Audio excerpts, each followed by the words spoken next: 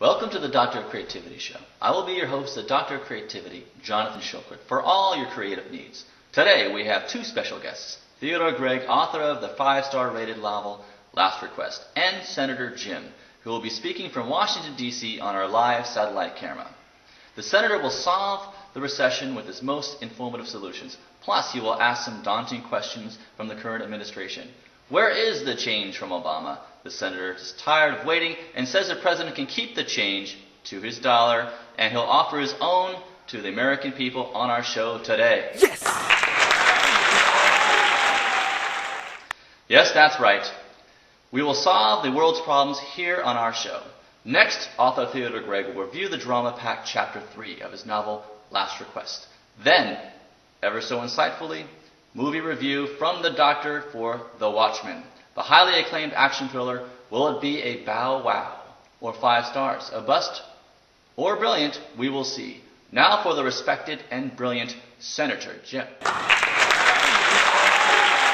Thank you, Doctor. Let's get to the meat and potatoes of our problem, the housing crisis.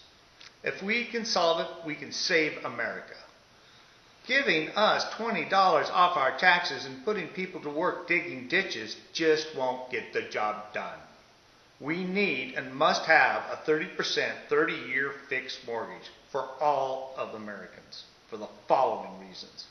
Housing has gone up at least 10 times in the last 50 years, and the interest rates have stayed the same.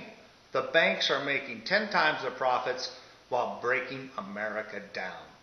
None of us should have to pay the same interest for credit cards as we would for a home with land as security. The banks get the money for zero and make plenty. The first 10 years is interest only, and they get nothing but profits. Instead of foreclosing, they could be making big profits.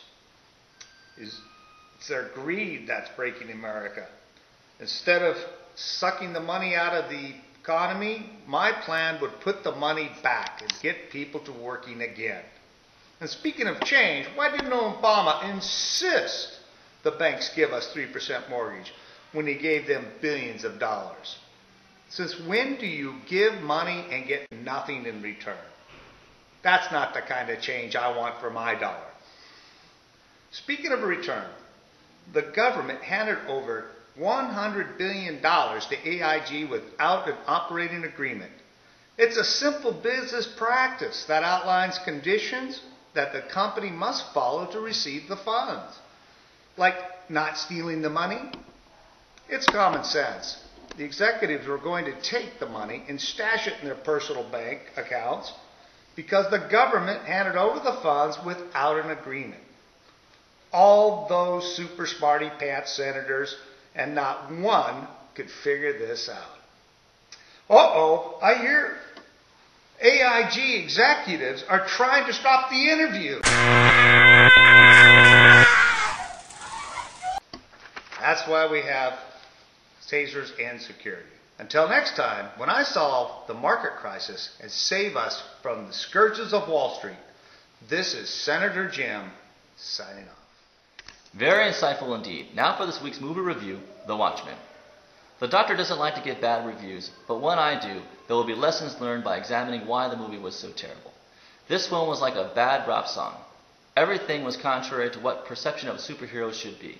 It was a rebellious statement to what is good and just. The superhero did not save the people or the planet. Instead, they attacked a crowd of innocent civilians protesting a coming war. Then there was the sub-stories, a love story that led to a scene between two of the heroes that was not so super after all when the hero couldn't achieve an erection.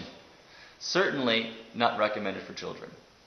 Then there was the disturbing images of the focal superhero, Dr. Manhattan, who had fluorescent blue skin and stood around with his penis hanging.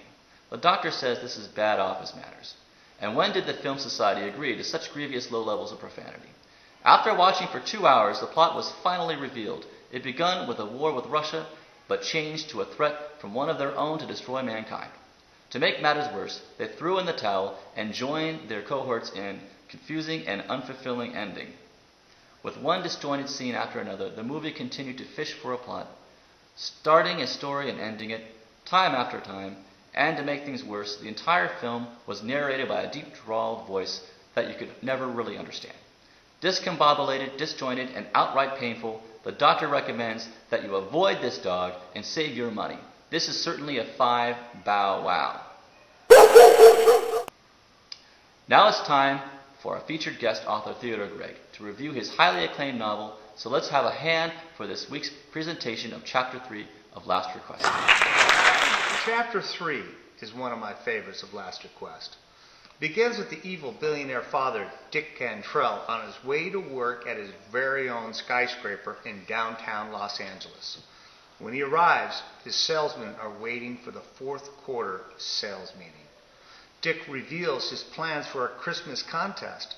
He tells the bottom 3 performers they will be fired at the end of the quarter. When the worst salesman, Lauren Slocum, revealed that his territory was the poorest in the country, Dick answered by stating he was fired and told the other men that was their first Christmas bonus because now only 2 would be terminated. Lauren went crazy and tried to punch the executive, but was tossed out of the office. But not before he threatened to kill his old boss. Is he the one who hired the most dangerous assassin in the world to get even with the Cantrells? Or was it someone else?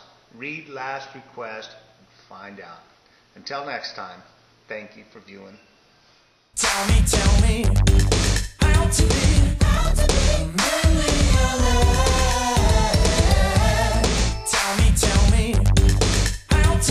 how to be a millionaire.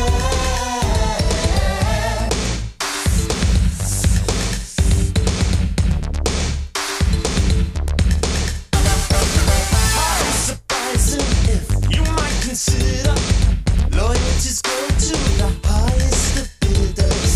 Want my opinion? I'll give you 10 to 1. Give me a million, a franchise on.